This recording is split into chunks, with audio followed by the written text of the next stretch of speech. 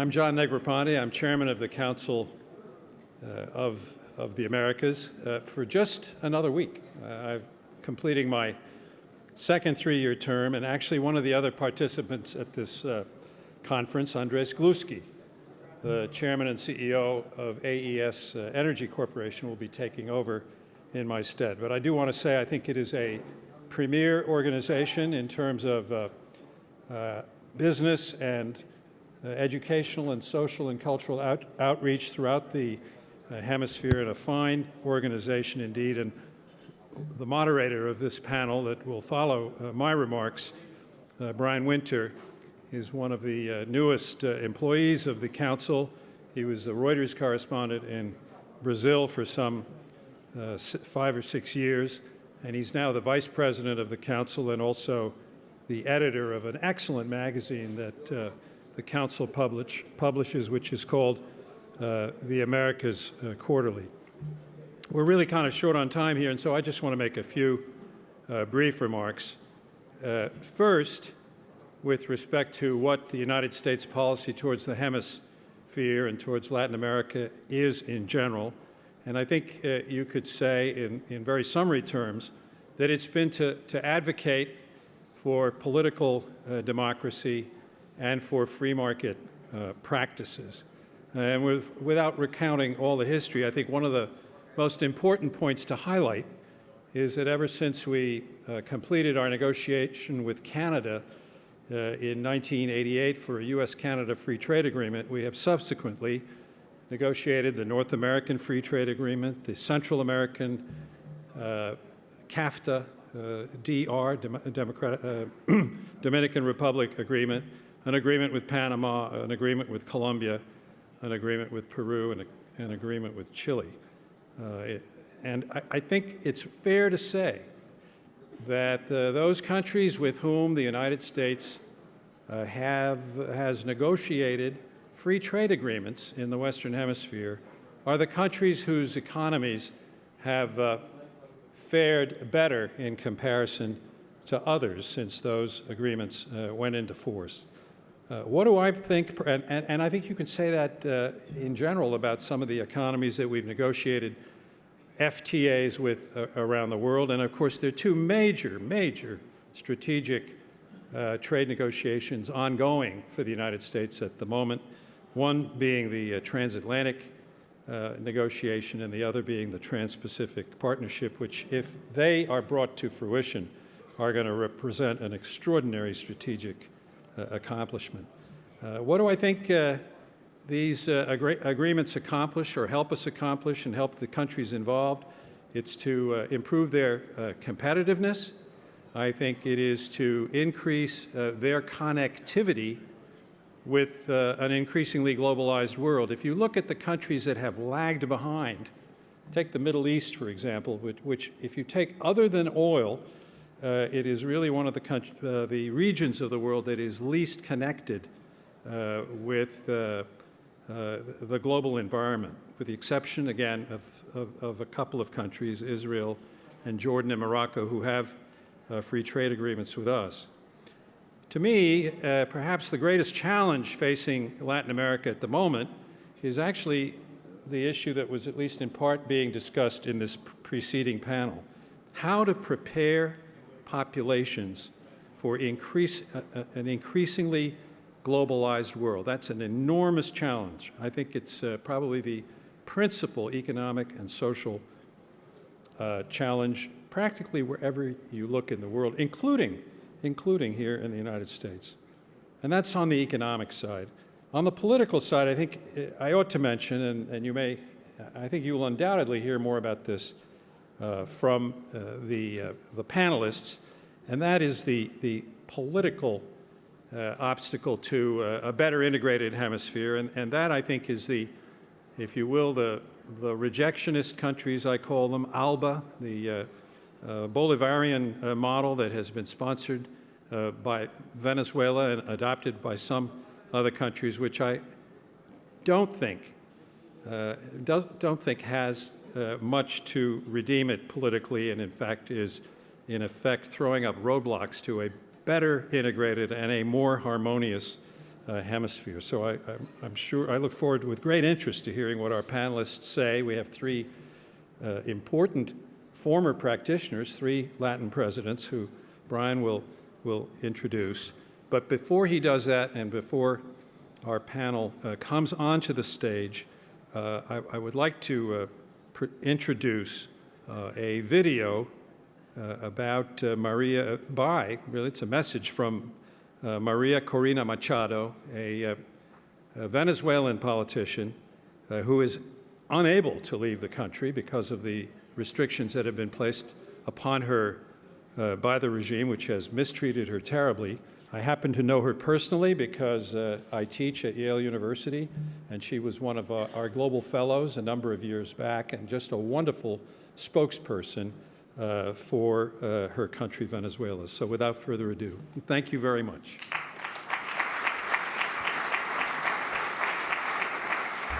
We, the people of Latin America, are people of democracy. As citizens of Latin American nations, our resolve to exercise and preserve our democratic ideals has remained intact, even in the face of growing threat to their very existence. But more important, I believe that we have yet to fully grasp the deep commitment of the peoples of Latin America to democracy, freedom, and peace, and the boundless opportunities that lie within this potential.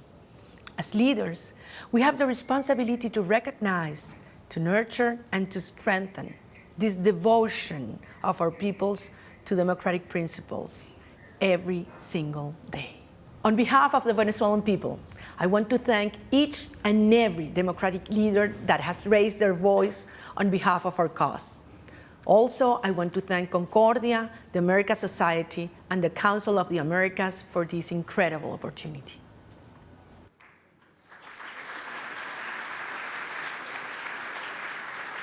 Ladies and gentlemen, please welcome the Vice President of Policy for the America Society, Council of the Americas, Brian Winter, and his distinguished panel.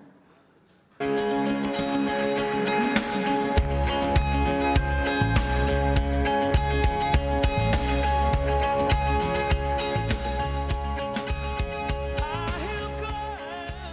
good afternoon. Thanks to all of you for being here. Thanks to Ambassador Negroponte for that fine introduction. Welcome to this panel on democracy in Latin America. We're going to start by testing your knowledge of the region and asking you the following question, which I believe they're going to put up here. Which of these Latin American countries was first to establish an independent government? You have four choices there. And while you punch those in, I'd like to briefly introduce our esteemed panelists today. Time is short, so I'll give abbreviated biographies here, starting with the man on my left, Felipe Calderón, who served as president of Mexico from 2006 to 2012. That's enough. That's enough. Okay. All right. Good. Very good. Andrés Pastrana, who served as president of Colombia from 1998 to 2002. All right. Is it okay if I stop there? Perfect. All right. No problem. All right. And then finally, Jorge Quiroga, who served as president. And in this bio I have for you, would you mind saying the years? Just as long as we're strictly limited to that? 2001, 2002, when I was young and irresponsible. All right. All right. Well, thanks very much for being here. And I guess this is where we reveal the answer to the question, which of these Latin American countries was first to establish an independent government? The answer is actually represented by one of the countries that is here on our panel today, and the answer is Colombia. The Gran Colombia. In 1819. Muy bien. Más cerca de Bolívar. You have to learn, yeah. Well done. Well, How old were you? Yeah. Well, since the late I was 20th just running. century, Latin America has become one of the few regions in the world almost exclusively governed by democratically elected leaders. Inclusive economic growth has lifted tens of millions of people into the middle class, and in a lot of countries, inequality has fallen. Nevertheless, that progress is now at some risk. Violence is on the rise in many countries, and economic growth is slowing. And it really seems that a new wave of thinking and a new wave of reform is what is necessary to push the region into a new period of expansion and growth. So, President Calderón, I'd like to start with you, but I want to ask each of you the same question, which is, what is the one thing, what is the most important thing that is needed right now across the region to get us back on a hopeful path? Well, I said a few minutes ago that if I were in a road and suddenly I find a lamp and a genius is coming out from the lamp and ask me for one single desire, I would say that I want rule of law for Latin America. Because that is the big difference between developed and developing countries. Because we can have, like Mexico has oil, one of the richest countries with oil, the first producer of silver, one of the best producer of gold. We have almost everything, 10,000 kilometers of beaches, the just most beautiful in the world. But we have not the rule of law, and it's the same with Colombia, or it's the same with Bolivia, or it's the same with Argentina, Brazil. We have nothing. So the most important thing in order to receive an incredible amount of investment and to have economic growth is rule of law. And I will be satisfied with that. Okay. President Pastrana, Thank you, Brian. Thank you. Good afternoon to everybody. I think defend and strengthen democracy. Look who was here before us, Maria Corina Machado. She cannot be here because the Venezuela government banned her because she only spoke against the government. And look what is happening in the region. You don't have today democracy in Venezuela. Democracy is at stake in Ecuador. Democracy is at stake in Bolivia. Look what is happening in the case of my country, Colombia, with all the ALBA countries surrounding us. Democracy today, in the case of Ecuador, the president, again, they want to change the constitution for their own benefit to be reelected. Today in the Congress of Bolivia, President Morales is discussing re-election for two more terms, 5 or 10 more years for Bolivia. If you see what happened in the region, the electoral system is not an independent one. If you go to Venezuela, now the people of the Electoral Commission is elected by the government. The same thing happened in Venezuela. The same thing is happening in Bolivia. You don't have free media today. The media today, the case of Bolivia, if you go to Ecuador, or is censored by the government or is bought by the government. So now the one that is buying the media, it's the government. And if you see what is happening in the region, we'll find the same common denominator. So the thing I think that we should concentrate is not an economic problem, is to defend and strengthen the democracy all across the region. Okay, I'd like to follow up on some of those ideas, but first, President Quiroga, I mean, again, this idea of the one thing that the region really needs as a whole to get back on a path towards some of the good things that we saw last decade, what would that be for you? There are several important historical processes underway in Latin America. The rapprochement between Cuba and the US, the peace process in Colombia.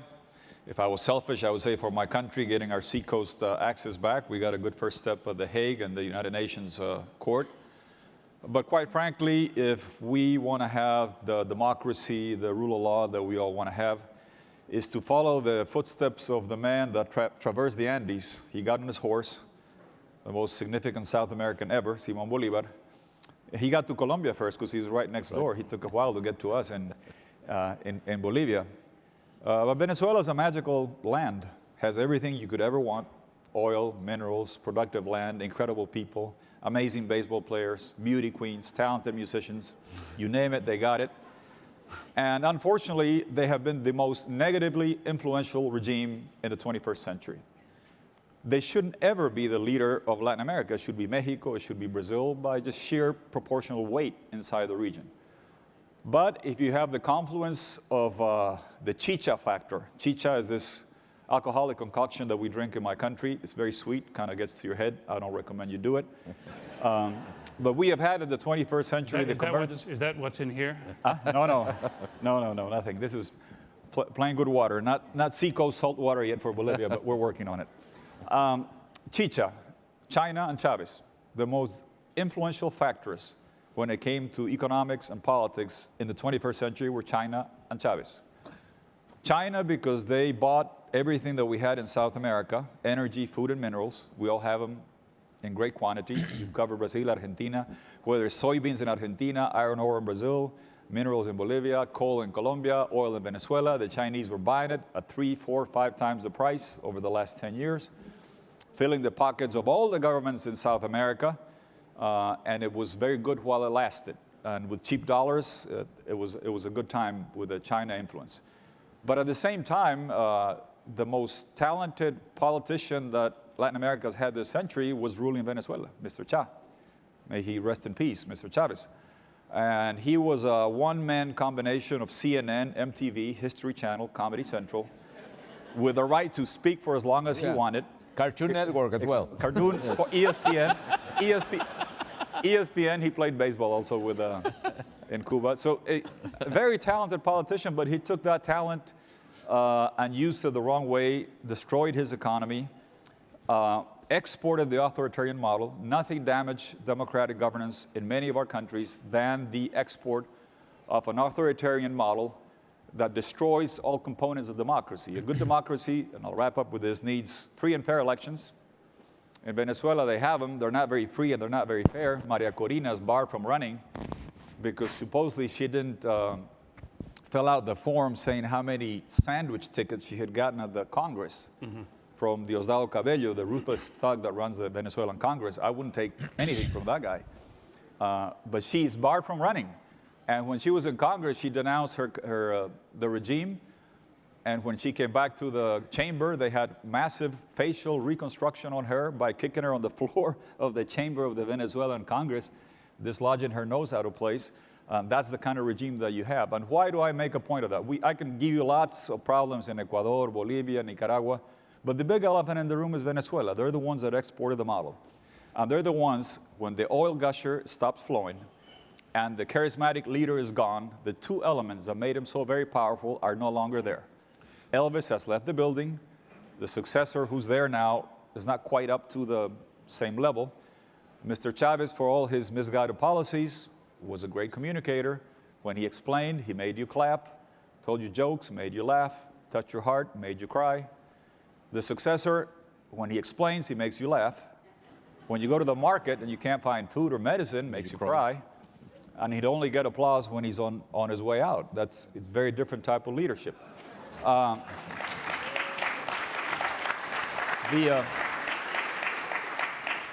The oil is dwindling, and let me tell you the most important event. With all the historical processes underway, to me, the most important date is December 6th. Ground zero for democracy in Latin America is Venezuela.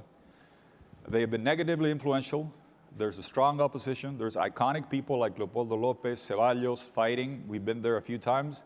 We will continue to go again. And it's the most important fight and struggle to make sure that we have democracy and governance in Latin America. And it is a very critical time upcoming. Just so you can understand this, I'll close with this. We're here in New York, and I know there's people here that probably work at hedge funds. The best hedge fund in the world is in Caracas, the Central Bank of Venezuela, where they sell you $100 bills for 75 cents. 75 cents for a $100 bill. If you're a friend of the regime, to supposedly import some basic essential foods or medicine, you know where they wind up? In Andorra, in fiscal havens, and they wind up in bank accounts of private people. They destroy their economy, they have no dollars, they can't import goods, long queues, longer than a concert, the economy totally mismanaged, and the only way they can keep on power is by jailing the opposition, by clamping down on the free press, by destroying every element that a sound democracy needs, and that's what's at stake on December 6th. And just like the question said at the beginning, I know for a fact that if we help Venezuela, the magical land, Leopoldo López and those iconic fighters will have a contagious effect on freedom and democracy for all of Latin America, so we can, in the 21st century, repeat the chore that Simón Bolívar performed for all of us, democracy and liberty for all of South America. Okay, well, thank you.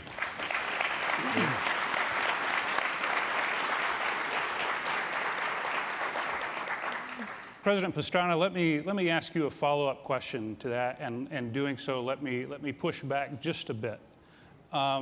Venezuela is unquestionably important. It is what's happening there and what has happened there in recent years deserves all of our attention. That said, it's about 6% of the gross domestic product of Latin America. And it's also true that in the rest of the region, in Brazil, in Mexico, the story has actually been one, in my opinion anyway, of democratic consolidation over the last 20, 25 years, as opposed to, I think that the success that Venezuela has had in exporting its model, so to speak, has been diminished in the last couple of years. Can you speak a little bit as a Colombian, as a neighbor, and in many ways a country very interlocked with Venezuela? Why is that country so important to what happens in the rest of the region? And do you believe it is that important? I will continue a little bit what President Quiroga was saying. If you have seen the news in the last month and a half, President Maduro decided to close the border between Colombia and Venezuela. The border between Colombia and Venezuela is a 2,200 kilometer border, and he decided to close the border for two things. Number one, as President Quiroga said, when we went to Venezuela, the queues for buying food, primary food, were 12-hour queues to buy, a piece of chicken, a gallon of milk, sugar. So President Maduro decided to expel Colombians from Venezuela. Today, we think that there could be between 4 to 6 million Colombians in Venezuela. So if they start displacing Colombians, when they know that there's a Colombian buying food in one of these queues, they don't sell food to Colombians. So we have to be very careful because we don't know how big it's going to be and how difficult it's going to be to manage displacement, this humanitarian crisis between Colombia and Venezuela. Second, what Maduro is doing is trying to create what it's called the outsider enemy for Venezuela to ban elections inside Venezuela. If you see the border of Colombia, you have two states that is called El Zulia and Táchira. Táchira is the state of the mayor Ceballos, and the Zulia is the north part of Colombia that is called La Guajira. If you want to be elected president of Venezuela, you need to win Caracas. Today, Maduro is not winning Caracas. Leopoldo is over 50% in the polls over Maduro. And you have to win Zulia and Táchira. And that's where he closed this border with Colombia to avoid elections in these two states. And at the end, what he wants is to avoid elections in Venezuela. So we have to be very careful. And third, one of the things, if you have seen the TV, that I haven't seen that only in movies with Hitler. The Venezuela government, Maduro's government, is going to the homes of Colombia, and he's painting the homes with an R and a D. R is that they revise that home and that there's not one Colombian living in that home. But if that had a D, it means demolish. And they are demolishing the houses of the poorest Colombians in Venezuela. So this is something that we want to call the attention, because we need in Venezuela, as President Quiroga said, we've been there. We need elections, not only elections, the next 6th of December. We need elections, but fair and transparent elections, because at the end, that's going to be the example for the rest of the country. Okay, thank you. President Calderón, when I asked you what the biggest challenge was for the region, you mentioned rule of law. You were president of Mexico for 6 years, and from the outside, it seemed that rule of law was your main focus. And even so, here we are in 2015 saying that rule of law is the most important thing that the region needs. What was your big frustration? I mean, why, despite all the things that you did, I mean, why is that still the first thing that we're talking about here on this stage today? Well, I don't feel frustrated. In a way, it's a long-term issue. And I would say, like Gordon Brown, Prime Minister of the UK, was saying one day, well, in order to get rule of law, the first 600 years are the hardest year for that. And honestly, it's going to take time. What I discovered when I took office, what I realized is the organized crime was overtaking the control of a lot of towns and cities. Actually, governments were in the hands of the criminals, and nobody wanted to face them, either for corruption or whatever could be the reason. And I decided to face them with full force of the state as the first task. The second is to rebuild law enforcement agencies and institutions, top to the bottom. And actually, I apply vetting processes in any federal corps, either Army, Navy, Federal Police, with toxicological exam, polygraph, and others. And the third axis of the strategy was to rebuild the social fabric. No, I think, to be brief, because it takes a lot of time to talk about it, is at the beginning, what I discovered is like two simultaneous processes. On one side, I could see that organized crime was rising at incredible speed in Mexico, strengthening, gaining position, and overtaking governments. And on the other side of the process, in which law enforcement agencies and rule of law were going down dramatically. Mm-hmm. So I can say that when I left office, the problems still were there, but these processes were inverted. Organized crime was declining dramatically. We put in jail or were killed in action like 25 out of the 37 most wanted people of the organized crime.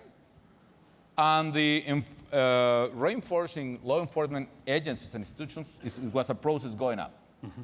And the long trend should be that Mexico and other countries should have these quite strong government institutions, rule of law, or institutions, including certainly democracy. So I think my belief is that if Mexico wants to leapfrog all the problems associated with lack of development, is to go on that. It's not the only thing that is needed to do. Well, let me ask a question of the rest of the panel that's somewhat related, and it comes down to what other actors can do to help solve these kinds of problems that you're discussing. You know, we, as President Quiroga pointed out, we're in New York. We're in a room with many people from the private sector, perhaps many people from the financial world. President Quiroga, let me ask this question to you first.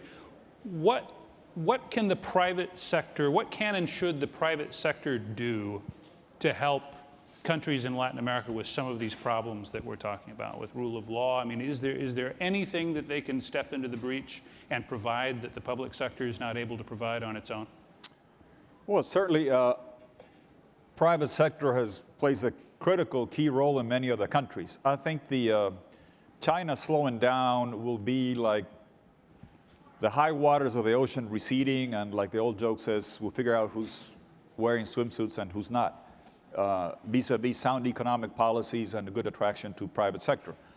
I think you will start seeing clear, distinct differences between Colombia, that despite all the problems, has sound economic policies, has free trade agreements, a vibrant private sector, versus their neighbor Venezuela. Or, in a larger scale, the difference between Mexico and Brazil. Felipe is too modest to claim it, but I can tell you that I always thought Mexico was on a better path with, 45 trade agreements, massive integration. They assemble Bombardier jets, all kinds of cars, and all those products that Mr. Trump doesn't want Mexico to export over here are being assembled in Mexico. Actually, we said that Maduro kind of is what Trump would want to do. He's expelling and deporting Colombians in the border, but I think Trump probably has as much of a chance as winning the presidency as I would have of winning his Miss Universe contest, but you guys will figure that out.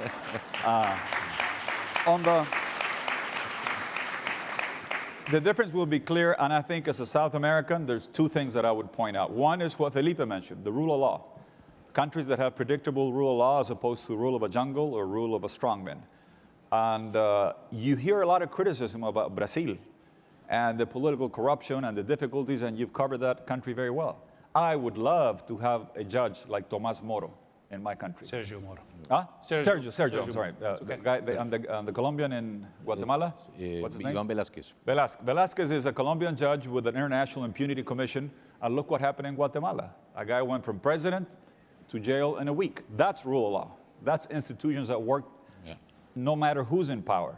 And when they complain about Sergio Moro, I was in Brazil when they had the posters, the most popular figure in Brazil. And I think that's what you do not have in countries like Venezuela or the ALBA countries, independent judiciaries that are part of a good sound democracy. From an economic standpoint on private sector, I worry in South America about the following. The US is doing something that will be a dramatic change. They're reaching out. If you're looking over there, they're reaching towards the Atlantic and the Pacific. They got the authorization to negotiate those agreements. And the countries that are part of those belts in North America, you will have great, great times. The US has the Federal Reserve, the dollar currency, the high-tech industry, great advantages, but also the cheapest energy in the planet. To light up this room here with US natural gas, courtesy of George Mitchell, not the senator who's here, but the fracker from Texas, costs you $1. To light up this room in Brazil with Bolivian gas costs you $4. In Europe with Russian gas, $5. 12. Well, 5 times, I mean, $1 proportionally. Fivefold, I'm sorry. Thank you for the correction. It's the So dangers you of have having a a former great energy advantage. minister My on this concern as a South American from a private sector is that we're not being very vocal in South America to say we could be crucified. The US could reach out towards the Atlantic, towards the Pacific, great big market. Mexico will be happy, perhaps Colombia. But in the southern cone, we could be left dangling if we keep up the protectionist attitude. And the private sector, I think, ought to be more vehement about making sure that this trade integration flows down south and creates virtuous cycles of economic development. Probably one problem is two different models of economic growth, public policy, well, several different models, but basically roughly like two big models. One is this model in which the Mercosur and the leftist government are involved, which is more protectionist, and other kind of public policy more related with free markets. When the commodity prices were so high due to the entrance of China to WTO in 2000 and this golden decade of Latin America, it was because Brazil, Argentina, Venezuela, Bolivia, and other countries were depending very much heavily in exporting commodities, from oil to soja to cattle to gold, minerals, so on. Now, with these new prices, all those countries which bet on commodities only, the primary sector, now are suffering a lot. So yes, Brazil was an example of marvelous country in the last decade, but they didn't structurally change in order to open to the competitiveness their economy. And they are suffering right now, 2 years in a row, an incredible recession with very high rates of inflation, very high interest rates.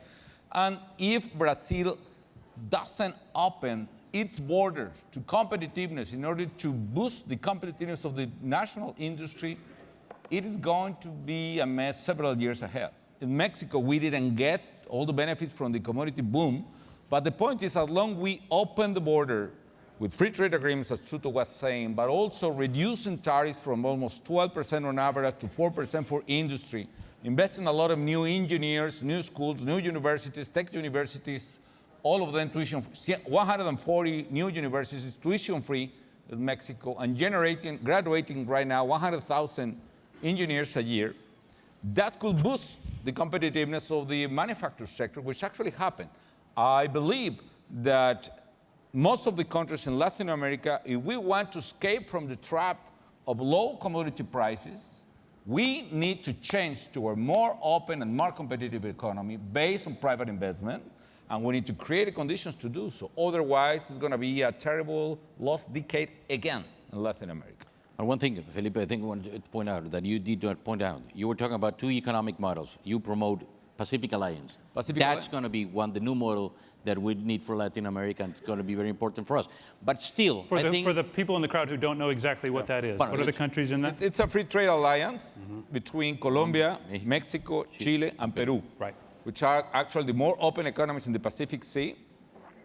And it's for economic reasons, and between us, also for political reasons, also.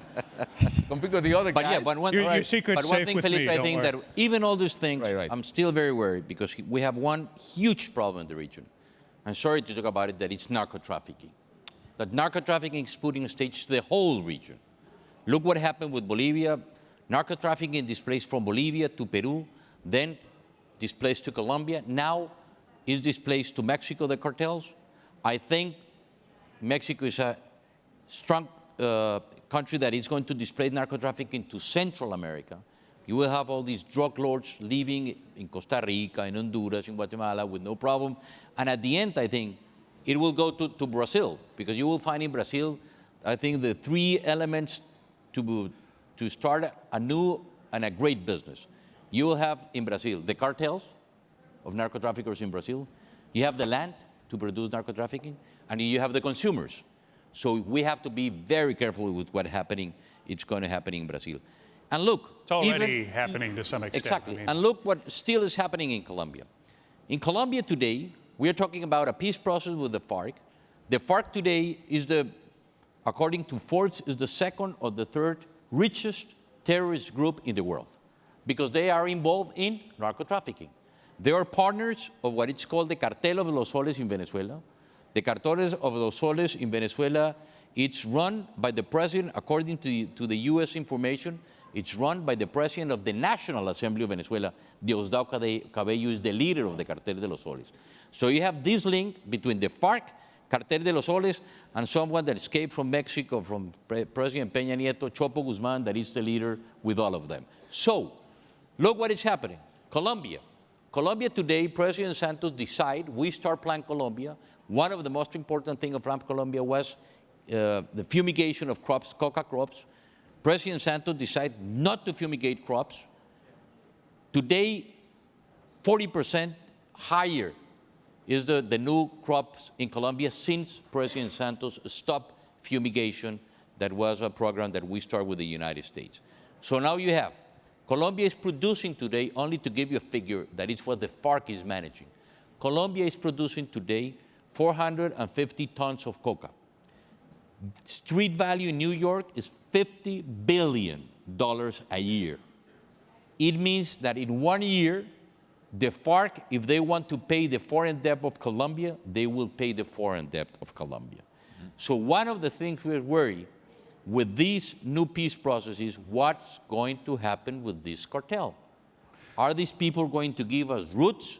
Are these people going to give us who is the members of the FARC involved in this business?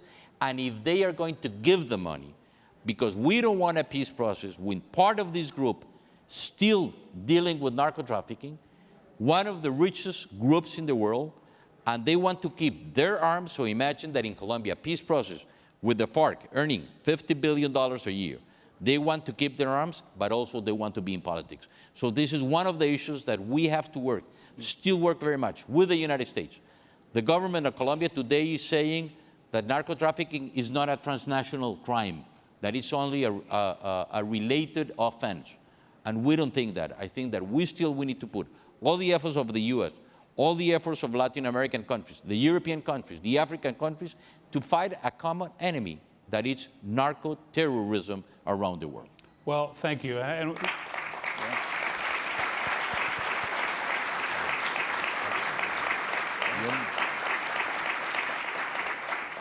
unfortunately, we're almost out of time. We have about a minute left. I'd like to give the last question to President Calderón, and building off of what President Pastrana just mentioned. All these issues of rule of law, is there any solution possible in the region without a fundamental rethinking of policy towards narcotics? I have proposed in the United Nations Assembly, plenary, that the largest consumer country in the world, which is the United States, has a moral obligation to stop the flow of two things towards Mexico and Latin America. Arms. The flow of weapons and the flow of money. And in order to do that, the United States need to decrease the consumption or the profit related with importing drugs, because the source of the problem is the high consumption here. Now, if the United States government, society, Congress cannot or doesn't want to reduce it, because after years and years it's growing, at least stop the flow of money. And you need to imagine what is the way to do that, either enforcing, increasing the power of the agencies or whatever. But even though you have the moral duty to think in any other alternative about it. It's not a problem only, mainly it's your problem, it's a common problem. Even including alternatives, market alternatives. We have a disagreement in this. I just propose to think about it. But let me say, our problem is not a problem of drugs. is a problem more related with organized crime. Narco traffic is the business of the last century. It's exporting drugs to U.S.